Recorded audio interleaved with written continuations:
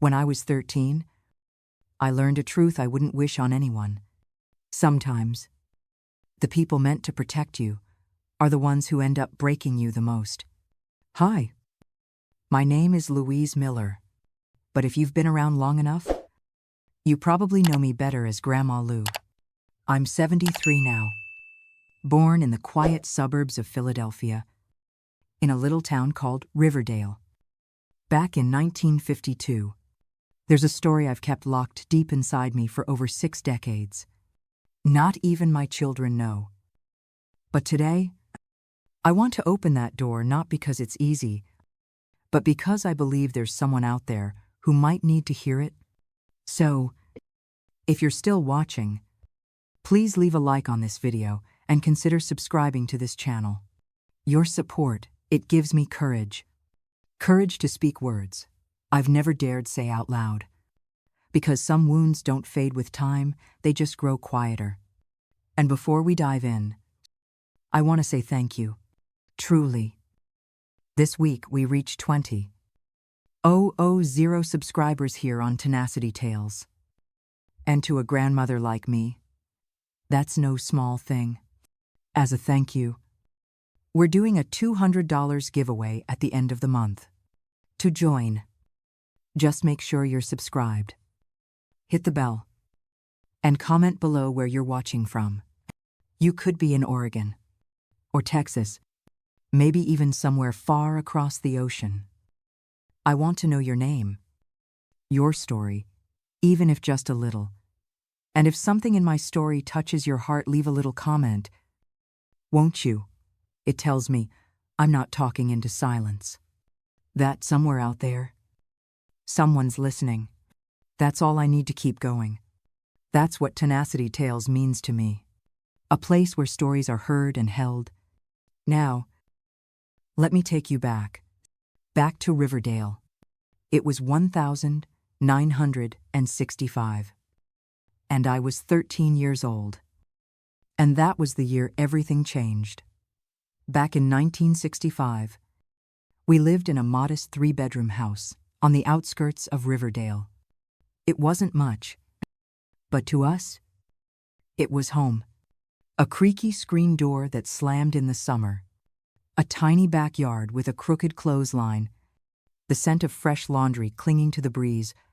My father, George, worked as a truck driver. His routes would take him all across Pennsylvania, sometimes for a few days, sometimes for a couple of weeks. But whenever he came home, I'd run to the door like it was Christmas morning. He'd scoop me up in his big arms and twirl me around. There's my little princess. He'd grin, pulling a peppermint from his shirt pocket, just for me. I was the youngest of 4 and the only girl. Anthony was the oldest at 19. Joseph, 17. Robert, 15. And then there was me, 13. Small for my age, but loud with laughter back then. I think my father saw me as a sort of miracle, his one daughter after 3 rowdy sons. He doted on me in ways that made the boys jealous. Called me his sunshine. Let me stay up late to read next to him when Mom said no. When he was around, I felt safe, like nothing in the world could ever touch me. But his visits home were becoming fewer and farther between. The deliveries were getting longer, the routes stretched further, and every time the truck pulled out of our gravel driveway, something inside me twisted, though I didn't yet know why. That spring, I still believed we were a normal family.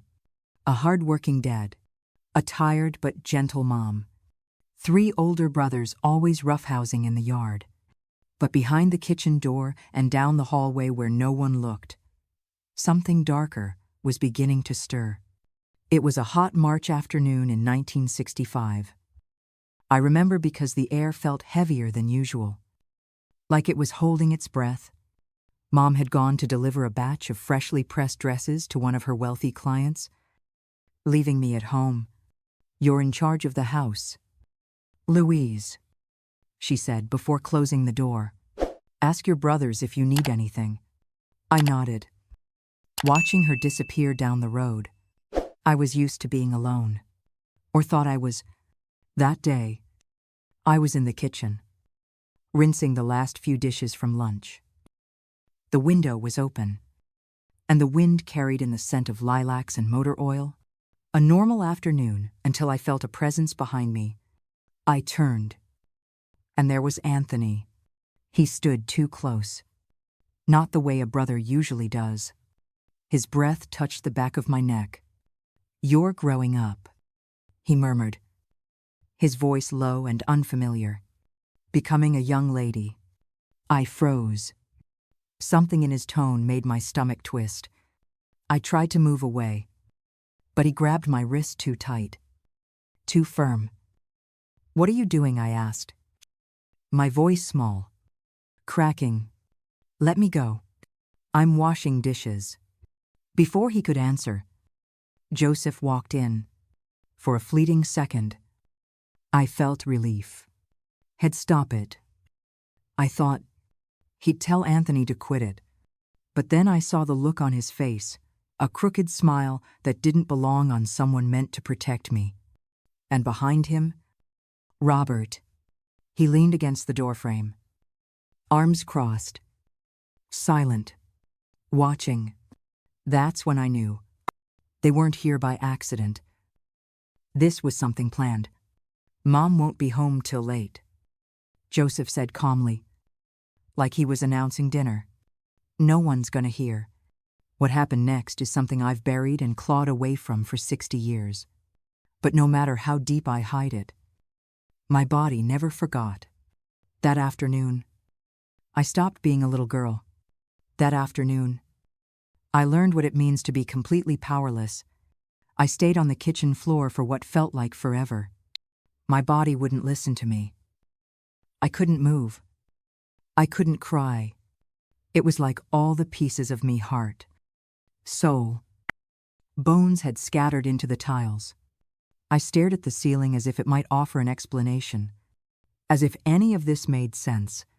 Eventually, I forced myself to crawl to the bathroom.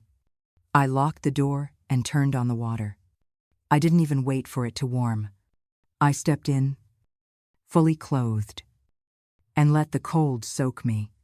Then I scrubbed my arms, my thighs, my face, over and over, until my skin burned and bled. I thought, maybe if I rubbed hard enough, I could erase what had just happened. Like dirt, like a stain. When I finally stepped out, my fingertips were wrinkled, rough, and bleeding in places, but I still didn't feel clean. When Mom came home later that day, I met her at the door, pretending I'd just woken from a nap. She noticed the puffiness in my eyes. "You okay, Louise?" "Just a little headache." I lied. That was the first time I lied to her. But it wouldn't be the last. That night, I locked my bedroom door, pushed the dresser in front of it. I didn't sleep. I stared at the ceiling in the dark, every creak of the floorboard making my heart jump. But locks couldn't stop monsters, not if they lived inside your house. The next morning, Mom went out again, this time to the market. I was alone in my room, reading, trying to lose myself in a world far from mine. Then I heard footsteps, the kind that didn't belong in a hallway, the kind that made your blood run cold. Before I could react, Anthony slammed into the door. The dresser scraped across the floor with a sickening screech. He didn't even say a word this time, just smiled that same twisted smile and walked toward me. Joseph and Robert followed like shadows. That's how it started. That's how it continued. Every time Mom left, every time Dad was on the road, it became a pattern, a schedule, a ritual of fear. They knew when to act. Tuesdays and Thursdays, when Mom did deliveries. Saturdays, when she shopped and chatted with the butcher. Sometimes even Sunday afternoons. If she went to church alone, they watched her like hawks, calculated her movements, knew exactly how long she'd be gone. And in that window of time, they turned me into prey. They took turns. One would watch the door, the other two. I can't even finish that sentence out loud. Even now, I began to disappear inside myself. I stopped singing, stopped laughing. I ate less, spoke less, hid my body in oversized clothes. I cut my hair short, hoping maybe they'd stop seeing me as a girl. Maybe if I looked ugly enough, invisible enough, they'd stop. But it never stopped. They didn't care how I looked. They didn't even see me anymore. At school, my grades dropped. I, who had once loved reading and learning, now sat staring at blank pages. My teachers asked if something was wrong. I just shrugged. Because what could I say? Robert's voice echoed inside me like a curse. No one will believe you. They'll say you wanted it, that you made it up. I started to believe him, started to question my own reality. Maybe I had done something wrong. Maybe I was to blame. That's the cruelty of abuse. It doesn't just hurt your body. It rewrites your mind. It makes you question the truth inside your bones. And worst of all, it makes you believe you deserve it. The girl I used to be began to vanish quietly, steadily, like fog evaporating under the morning sun. Before all of it, I was talkative, always humming a tune, reading with my feet curled under me on the couch. I used to love brushing my hair, trying on pretty dresses, pretending to be a grown-up. My laughter used to echo through the hallway. But after it began, after the second time, the third, and then too many to count, I stopped recognizing myself. I started wearing baggy clothes, old sweaters that swallowed my shape, skirts that fell to my ankles, anything to hide my body, as if the less of me there was to see, the safer I'd be. I stopped brushing my hair. Then I cut it short, boy short. Mom was shocked. Why would you do that? Louise, you had such pretty hair. I just felt like it. I mumbled, avoiding her eyes. But the truth was, I hated my body. I hated the way it had betrayed me. I wanted to erase every trace of girlhood. Anything that might draw their eyes again. I stopped smiling. I stopped looking in mirrors. I stopped eating unless I had to. My body shrank. My spirit shriveled. But no one truly noticed, or maybe no one wanted to. At school, I drifted from my friends. I used to be the one they came to with secrets. The one who organized games during recess. Now I sat alone under the tree at the edge of the schoolyard, tracing lines in the dirt. When teachers called my name, I barely lifted my eyes. I went from top of the class to scraping by. One day, my literature teacher knelt beside my desk. "Louise," she said gently, "this isn't like you. You've always been one of my brightest students. Is something going on at home?" I wanted to say yes. I wanted to cry and tell her everything. I wanted someone, anyone, to see what I couldn't say out loud. But instead, Robert's voice echoed in my head again. "No one will believe you. And worse, they'll say you wanted it." So I shook my head and whispered, "I'm just tired." And the lie became my shield. Again, at home, it got worse, more frequent, more violent, more strategic. They knew exactly when they could strike. They even joked about it. Said things like, "Mom be gone for 2 hours, we've got time." Or, "You better be quiet this time." They rotated, took turns. One would guard the door while the others. I can't finish that part. But it became a pattern. A machine of abuse that ran with terrifying precision. My brothers, the ones who used to chase me in the yard, who used to sneak candy under the table, were gone. Or maybe they had never existed at all. In their place stood three strangers with familiar faces, and I was trapped. In my own house, in my own body, in a silence that choked. One day, after a particularly violent attack, I tried to lock myself in the bathroom to scream. Not for help. I knew no help was coming, just to let it out. The sound, the pain, but I couldn't even do that. I sat on the tile floor, knees to chest, biting my knuckles just to stay quiet. Because if I screamed, they might come back. And if they came back, I didn't know if I'd survive it again. That was when I realized I didn't just feel like I was dying. I was dying, bit by bit, day by day, and no one could see it. By the time summer came, I had stopped feeling like a person. I didn't dream anymore. I didn't make wishes when I blew out birthday candles. I didn't even bother praying, not because I didn't believe in God, but because I was convinced He'd stopped listening. There were days I couldn't walk straight. Days I woke up in blood-stained sheets and quietly threw them into the hamper before anyone saw. My body, just 13, was breaking down. I bled when I shouldn't. I bruised from nothing. I cried without making a sound. And still, I said nothing. Then came the worst day. It was late July. A Saturday. The sun was high and sharp through the windows. Mom had gone to visit her sister across town, said she'd be back before dinner. I was in the hallway, frozen. I'd heard their voices, laughing, calling my name like it was a joke.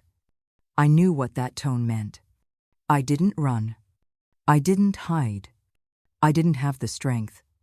When they came for me that day, it was all three of them, together. There was no plan to take turns. No pretending to be careful or quiet. They locked the doors, drew the blinds. I remember the heat, the sweat on their skin, the suffocating silence after. I remember staring at the ceiling light until my vision blurred. I remember thinking, maybe this time I won't wake up. I must have blacked out, because when I opened my eyes, I was in the bathroom. My legs were numb, my hands were trembling, and there was blood. A lot of it, more than ever before. It was pooling around me on the tile floor, seeping through my underwear, running down my thighs. My heart pounded. My ears rang. I tried to scream, but no sound came out. I slid down against the wall, curling into myself, pressing my palms to my stomach like I could hold everything in. I don't know how long I stayed there. It might have been 10 minutes. It might have been hours. But then I heard the front door open. Heavy footsteps. Familiar boots. Dad. He wasn't supposed to be home until Monday. He called my name. Louise. He sounded cheerful, like nothing was wrong.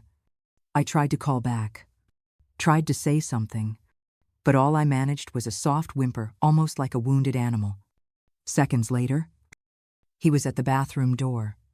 He didn't even knock, just pushed it open, and he saw me, sitting in blood, shaking, eyes wide with terror.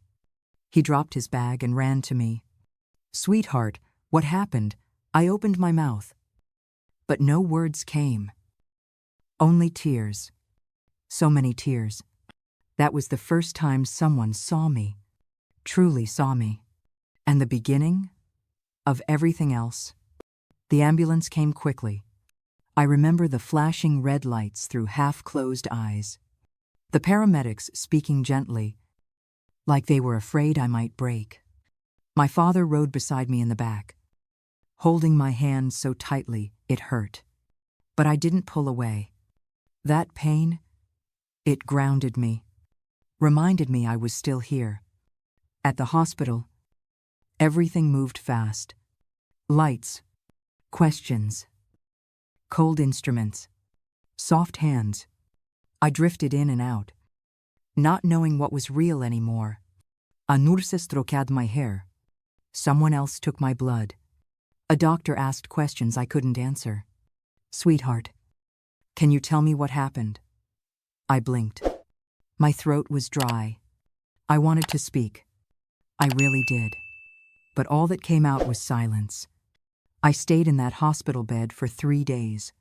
3 days of hushed voices in hallways. Of nurses whispering when they thought I couldn't hear. Of doctors exchanging glances just outside my door. They all knew something was wrong. But no one said it. Not even my father. He stayed in the room the whole time. Saturday, in a chair by the window. Staring out like the answers might appear in the clouds. Every time I opened my eyes, he was there. But he didn't ask. Didn't push. And part of me was grateful. Because I wasn't ready. They said it was internal trauma. Possible sexual injury. Needs further examination. But no one said the word. The real word. The one that would set everything in motion. Rape. It hung in the air like smoke heavy. Choking. Unspoken. On the third night, a social worker came. She was young. Soft-spoken. Carried a clipboard like a shield. She sat beside my bed and said her name was Elise. I just want to talk. Louise. That's all. No pressure. I nodded. But I didn't speak. She came again the next morning. And the morning after that. And each time, she brought something with her, not just the clipboard, but a kind of quiet patience. She never asked harsh questions. Just sat. Waited. Until finally, on the 5th day, I said one word. Brothers. Her eyes widened. Just a little. But she didn't gasp. Didn't look away. She just said, okay. Then I said another word. 3. After that, the door began to crack open. Just a sliver. But for someone like me, even that was everything. And if you've stayed with me this far, thank you. This isn't an easy story to hear, I know. It's not easy to tell either. But it matters. Because somewhere out there, maybe there's another 13-year-old girl hiding behind a locked door wondering if anyone would believe her. And if my voice somehow reaches her, then maybe silence won't win. If this story moves something in you, even just a little, please leave a comment. Tell me you're here, that you're listening. It gives me the courage to keep going, to keep sharing stories like this on Tenacity Tales, where pain meets truth and truth begins to heal. It was on the 4th afternoon in the hospital that he showed up. Robert. He wasn't supposed to be there. No one told me. No one warned me. I had just finished eating a bowl of cold oatmeal when I heard a soft knock. I looked up, expecting a nurse. But it was him standing awkwardly in the doorway, holding something in his hands, a sweater maybe. His shoulders were hunched. And he couldn't meet my eyes. Louise. His voice cracked. Can I talk to you? My body went rigid. I didn't answer. I didn't move. He took that as a yes. Step by step. He approached the edge of my bed, like he was afraid I might scream. He sat down slowly, clutching the sweater tighter. I didn't want to come. He whispered. But I needed to. I looked away. The walls seemed easier to face than him. Robert wiped his face. Was he? Crying, I'm sorry. He choked. I'm so sorry. I still didn't look at him. They made me. He said. Anthony and Joseph. I didn't want to. I swear. They said if I didn't, they'd turn on me too. I felt my heart pound against my ribs. I was scared. He whispered. I was just a kid too. And there it was, the truth I had never wanted to hear, that he had been part of it. That he hadn't stopped it. That he had done it too. And now, he wanted to be forgiven. I turned to him slowly. My voice came out cold and dry. "You did it." He stared at me like I'd slapped him. "Yes," he whispered. After a pause, "I did." Silence swallowed the room. "Then," I said. "Get out." "Lou," he began. I said, "Get out." I didn't yell. I didn't cry. I didn't even raise my voice. But he stood up like I'd screamed. He backed away, sweater still clutched in his fists, tears streaming down his face. Before he reached the door, I said, "One more thing. I can't hear any more truths right now." "Robert." "Not from you?" Then I turned away, and this time, he listened. The door clicked shut behind him, and I exhaled. I went back home the next week. Not to a new place. Not to somewhere safer. Back to that same house, the same walls. Same stairs. Same shadows. But some things had changed. My father had painted my room. Soft, lavender walls. New sheets. A sturdy lock on the door. He said it was to make me feel safe. I nodded. Smiled. But I didn't feel safe. The scent of the paint couldn't cover the memories buried in the walls. Mom walked around like nothing had happened. She didn't bring it up. Didn't ask questions. She made my favorite soup that first night and talked about school like the last few weeks had been a bad dream. "Things will go back to normal soon," she said. Normal. The house was quiet. Too quiet. Anthony and Joseph still lived there. I heard their footsteps late at night. Heard doors creaking. Heard whispered voices in the hallway. They avoided me. Completely. We passed each other in the kitchen without speaking. No eye contact. Just distance. But I felt it, that constant tension. Like something unfinished. Like a bomb waiting for someone to breathe wrong. I didn't tell Dad. He was trying so hard fixing the backyard lights, installing cameras, changing locks, driving me to school himself. He thought security meant healing. But what I needed wasn't outside my window. It was inside my skin. And that still hurt.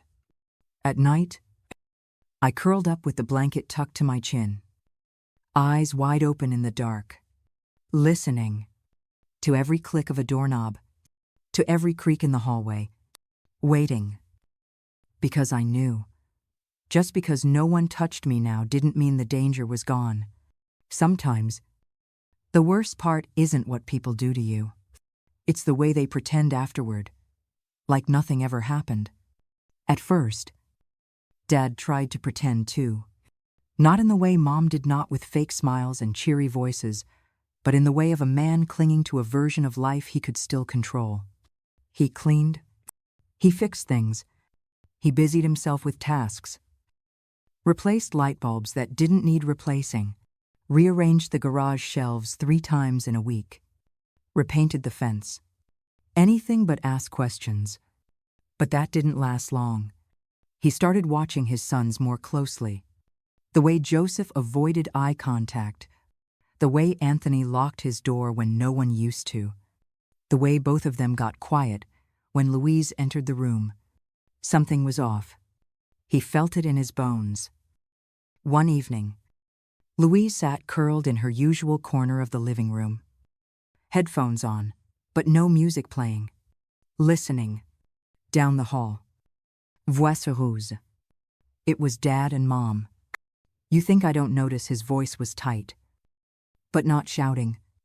The way they act when she's around, she's been through a lot. That's all. Mom said. She flinches when they pass by.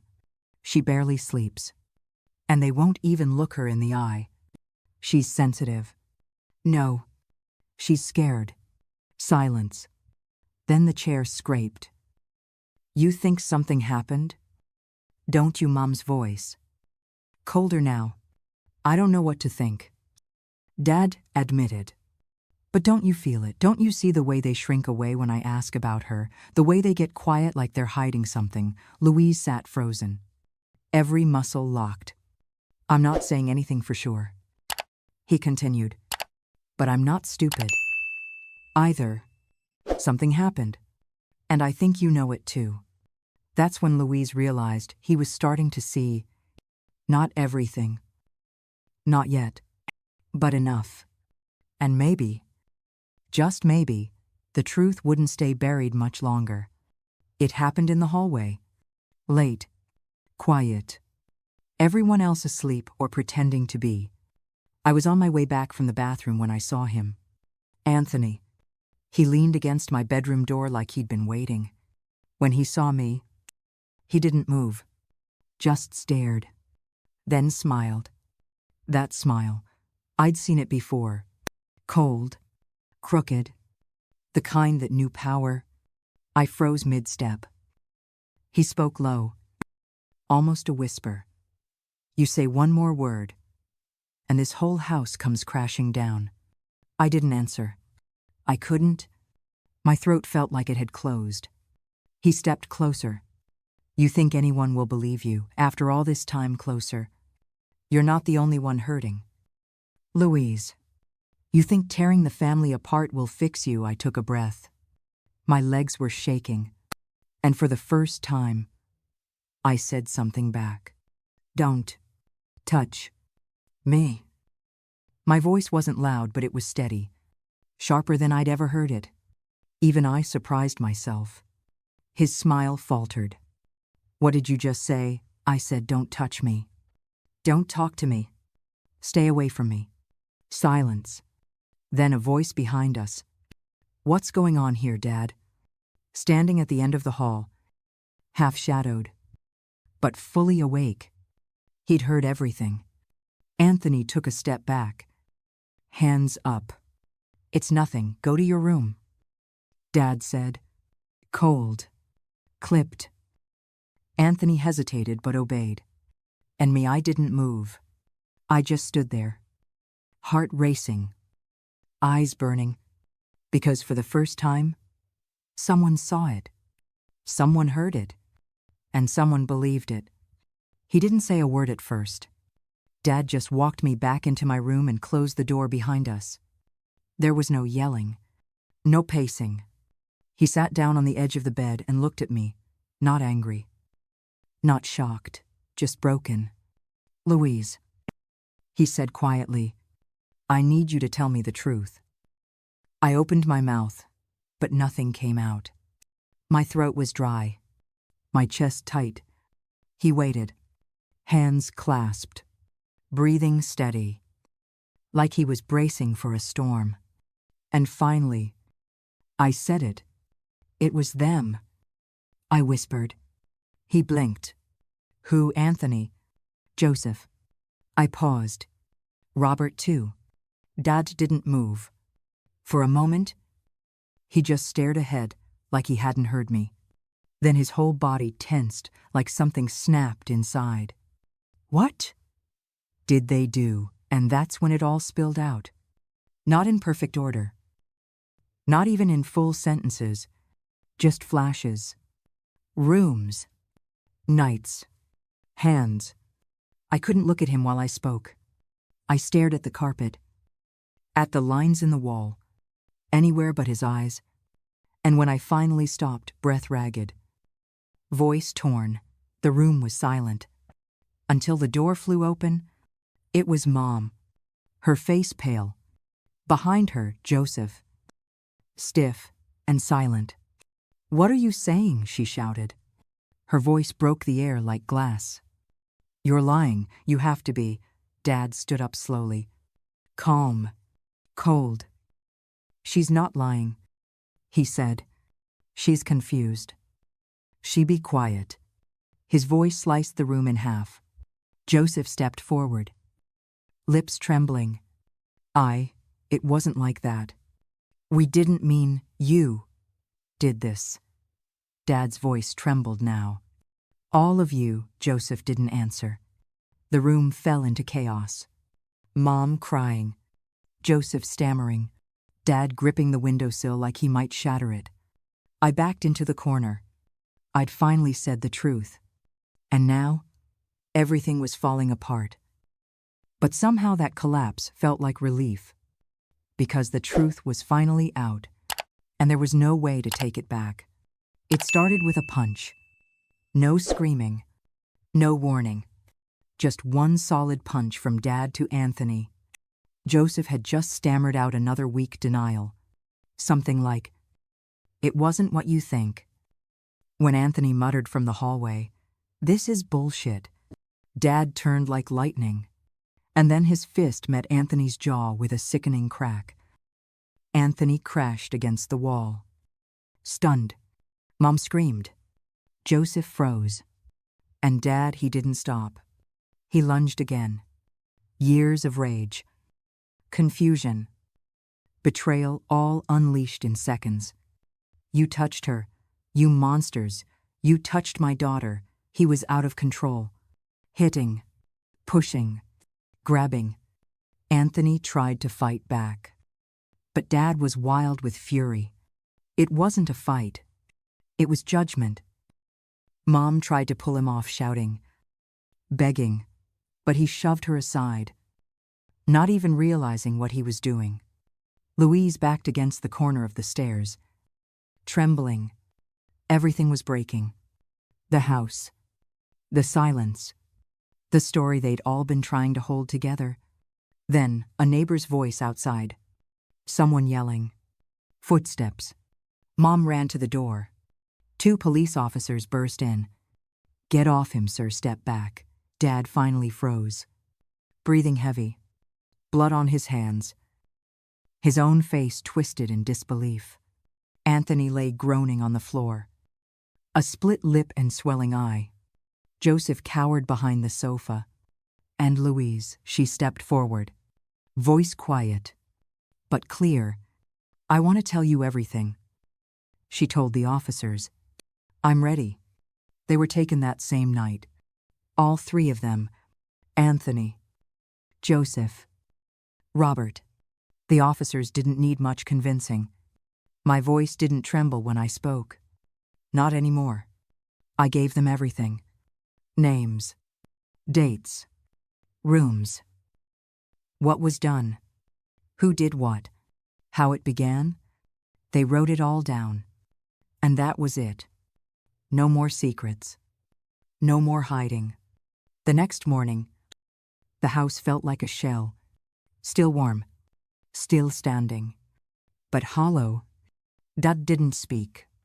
He sat on the porch for hours, staring at nothing, eyes red, hands motionless. When the police returned to take formal statements, he stood up and said only one thing. "They're no longer my sons." No one responded, because there was nothing to say. Mom, on the other hand, broke. She collapsed in the kitchen, sobbing, gasping for air, saying their names over and over like a prayer she was trying to undo. Anthony, Joseph, Robert, as if she said them enough, they'd be boys again. Not monsters, not criminals, just boys. I watched her from the hallway, and for the first time, I felt nothing. No anger, no pity, just a kind of quiet, like a final door had shut inside me. That week, the court issued orders. Protective custody for me, immediate detainment for the boys, charges filed, statements verified. Robert confessed immediately, said he couldn't carry it anymore. Anthony and Joseph, they denied it, then turned on each other, blamed bad judgment, peer pressure, confusion, but nothing could erase what had been done. Not the tears, not the excuses, not even the punishments. And me, I didn't want revenge. Just silence, just peace, and maybe someday, something like healing. They knew, everyone, not right away but within days. It was everywhere. Whispers in the grocery store, sideways glances at the gas station, students falling silent when I walked past. Riverdale was small, Stories moved like wildfire, especially stories like mine. No one said anything to my face, but they didn't have to. I saw it in the way teachers paused when I entered class, in the way parents pulled their kids a little closer, in the way lockers near mine stayed mysteriously unused. They didn't say that girl. They said her. She's the one. You know? I heard her brothers. I heard she made it up. I heard all of it. Sometimes loud. Sometimes in whispers so quiet they cut deeper. At first, I tried to act normal. Head high. Eyes forward. Pretending I didn't care. But I did. Every day felt like walking through a storm of invisible knives. Dad noticed. Of course he did. He said it one night. Quietly. Over dinner. I think it's time we left this town. I didn't say anything. Just kept eating. Because deep down, I'd been waiting for him to say those words. The next week, we packed everything we could fit, left behind the rest, sold the house for less than it was worth, and drove away. I didn't look back. Not once. Because Riverdale wasn't a place anymore. It was a scar. We arrived in New Hope on a gray morning. It wasn't raining, but the sky looked like it wanted to. Everything felt muted, the trees, the houses, even the welcome sign at the town border. New Hope, population 12. San. It sounded like a place that wanted you to believe in it. I sat in the back seat, forehead against the window, watching unfamiliar streets pass by like they belonged to someone else's story. Dad drove in silence. Mom clutched a notebook in her lap, flipping pages without reading. No one said anything. Maybe because we'd already said too much. Maybe because none of us knew what kind of silence we were walking into. The house was small, peeling paint, a tired lawn, but the key worked, and the doors closed, and no one knew our names. That was enough. We unpacked slowly, like people unsure if they were staying.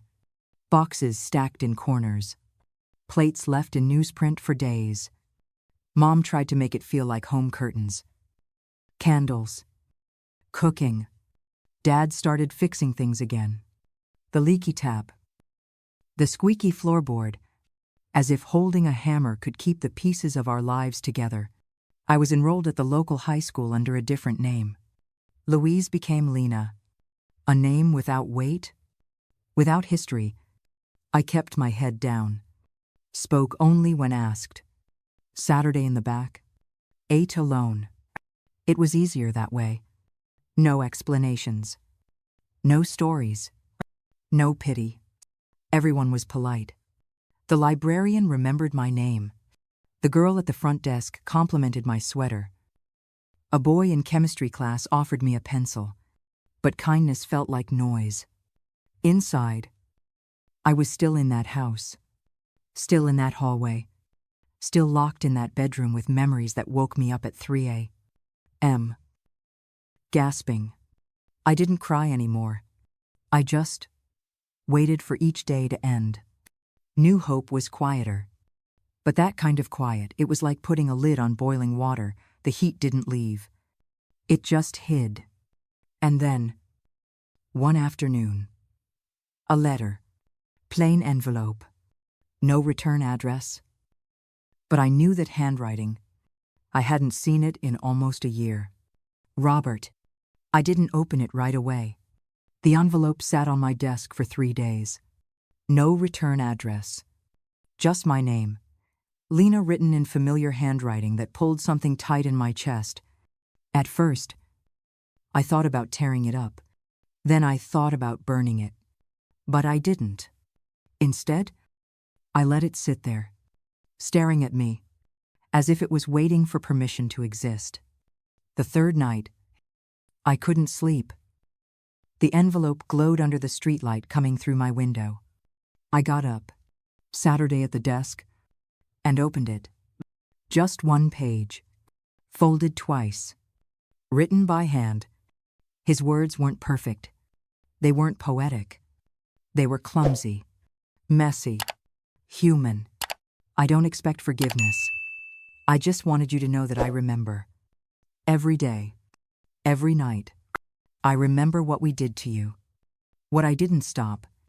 What I became. I'm not asking for peace. I just want you to know I haven't forgotten. And I never will. There was more. A story about his cellmate. A memory from when we were kids. How he learned to pray. Even when he didn't believe in anything. I read it slowly. Not because I wanted to, but because I couldn't not. Because a part of me still remembered the Robert who built pillow forts with me on rainy days. The Robert who used to cry when he got in trouble, who used to say I'm sorry before he even knew what he'd done wrong. And now, this Robert was trying to reach that part of me, not to excuse himself, but to tell me he saw it now, the damage, the cost. When I finished reading, I didn't cry. I didn't speak. I just folded the letter back up, slid it into the bottom drawer of my desk, and shut it, not to erase it, not to forget it, but because that was my answer.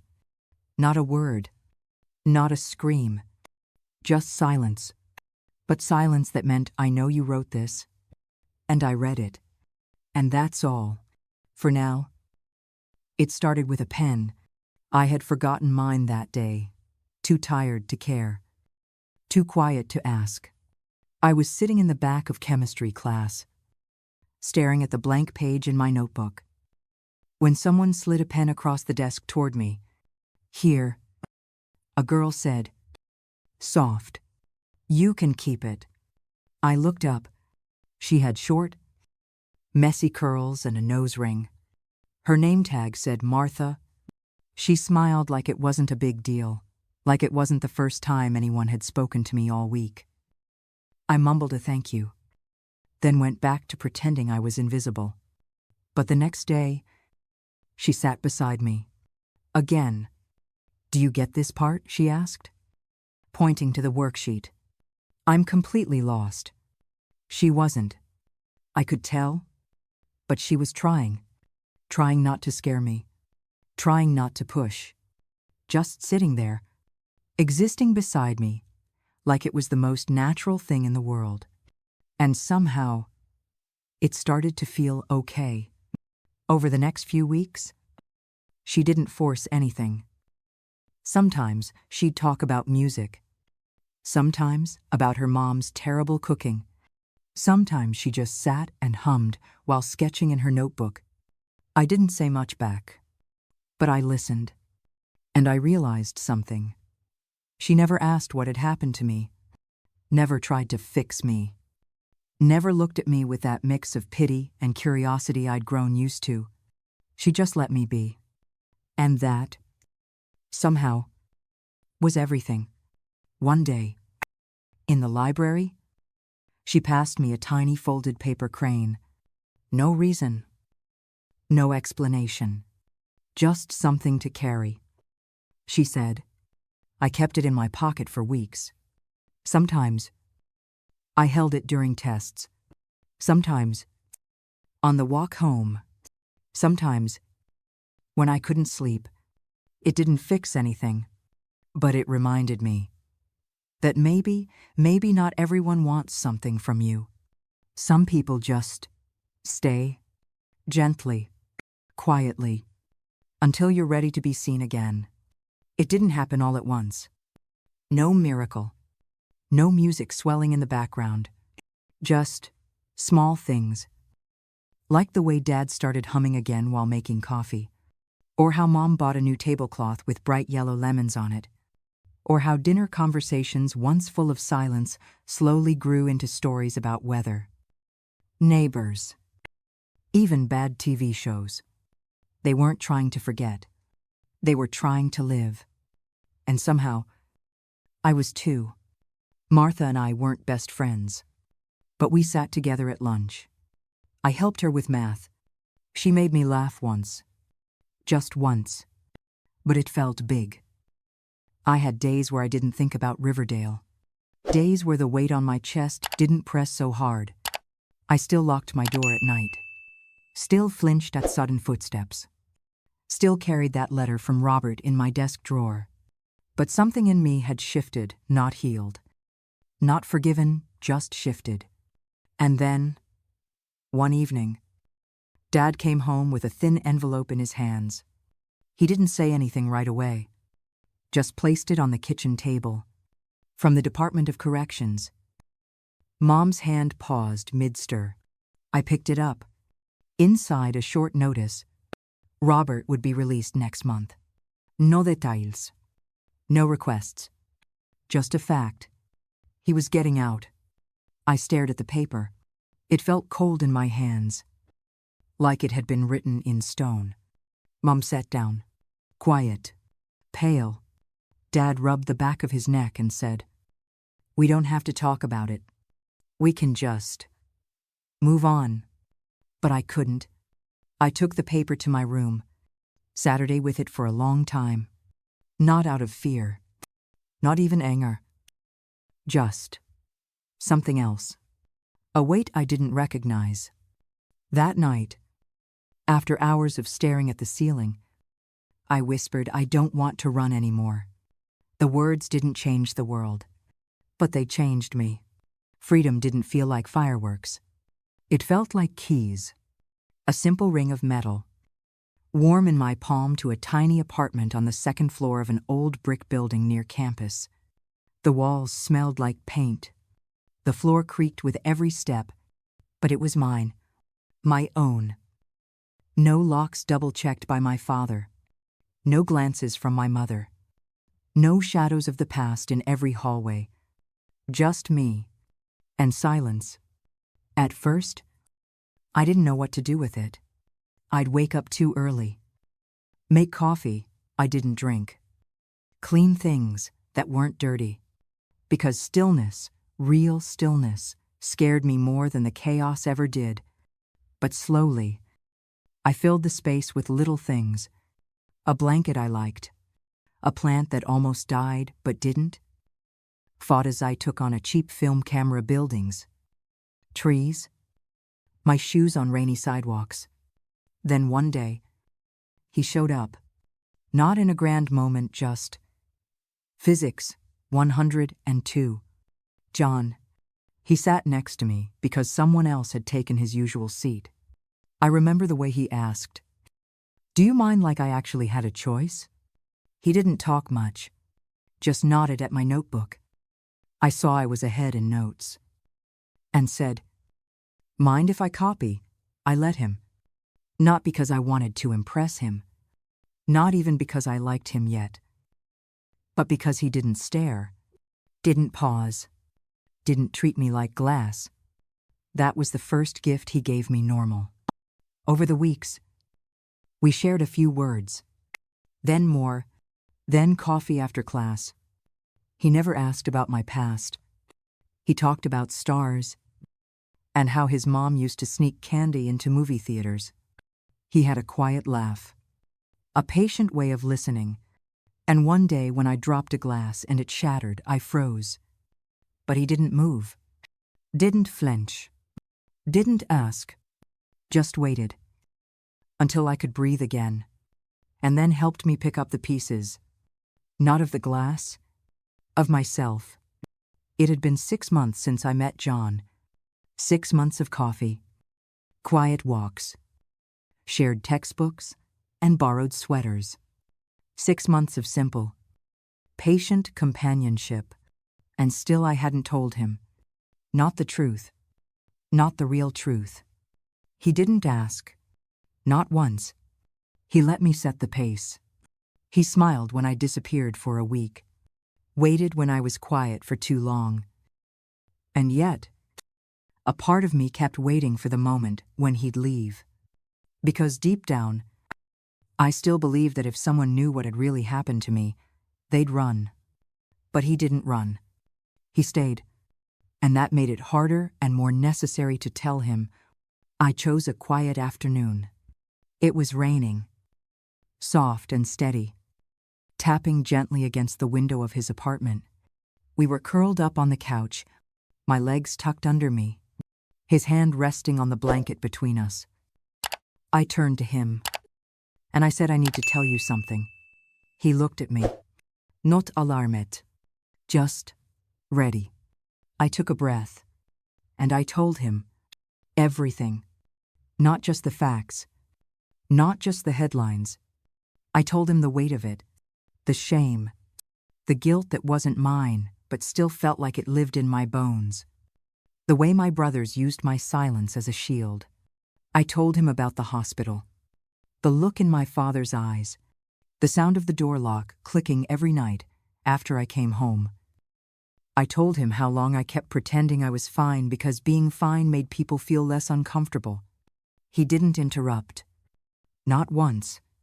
He didn't reach for me or cry for me or say, "I'm sorry," every other sentence. He just listened. Fully, quietly, honestly. When I finished, I couldn't meet his eyes. I stared at my hands, trembling slightly. And then, he reached out not to touch me, but to hold my gaze and said, "I love you. And nothing you just said changes that." That was the first time I cried in front of someone. Not from pain, but from relief. Because I had spoken the unspeakable, and someone stayed. I didn't write the letters because I owed them anything. I wrote them because I owed myself something: freedom. Not the kind that comes from justice, not the kind that waits for apologies, but the kind that says, "You don't get to own this part of me anymore." I started with Anthony. The words came slow. Every sentence tasted like rust. But I kept writing. "I won't give you my anger anymore.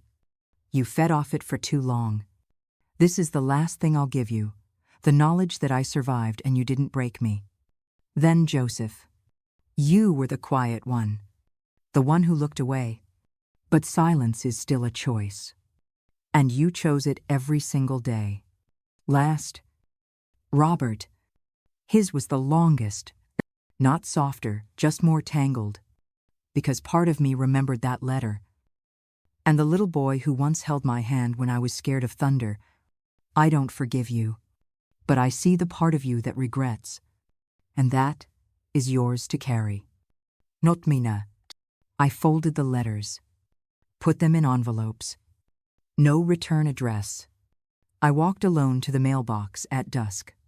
The sky was violet, the wind sharp, the world still, and I let them go. Not to make peace with them, but to make peace with myself. That same week, I stood in a cap and gown, diploma in hand. John in the crowd, smiling like I'd just run a marathon, which, in a way, I had. After the ceremony, he took my hand and asked, "So, want to make this forever?" And I said yes. Not because I was healed, but because I finally believed I deserved something good. We didn't plan for a baby.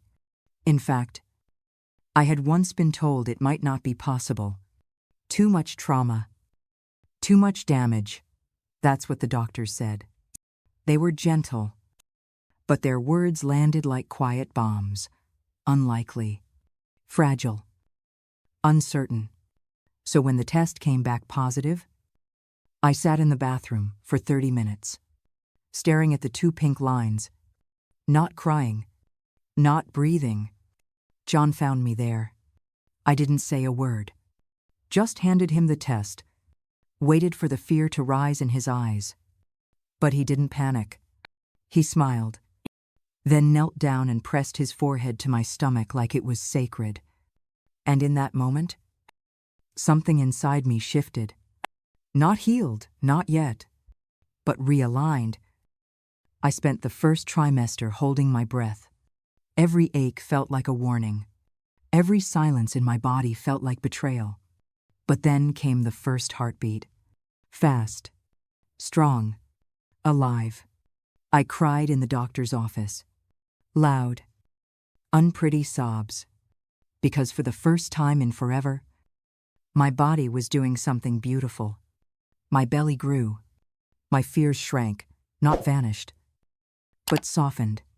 At night, I'd lie with John's hand on my stomach and whisper, "They will never be afraid in their own home. They will never wonder if love comes with pain. I will teach them safety the way I was never taught." When my daughter was born, she came with a full head of dark hair and lungs that didn't hold back. The moment they placed her on my chest, I whispered, "I've got you." And this time, I wasn't lying. For the first time in my life, I was someone's safe place, and nothing could break that. The letter came on a Tuesday, just a plain envelope, no return address. Just my name, written in handwriting I hadn't seen in over a decade. John watched me open it. He didn't ask. He didn't need to. Inside was a note from Robert. "I understand if you throw this away. I don't expect anything. I just wonder if we could meet. One time. Not for forgiveness. Just closure." I didn't answer right away. I folded the letter, put it in a drawer, let it sit. For days.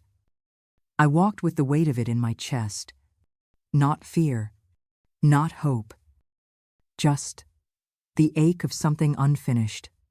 And then one afternoon, while feeding my daughter mashed bananas, I realized I wasn't angry anymore.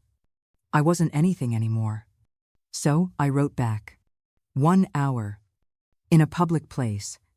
No expectations. We met at a park bench. Near the lake. He looked older. Thinner.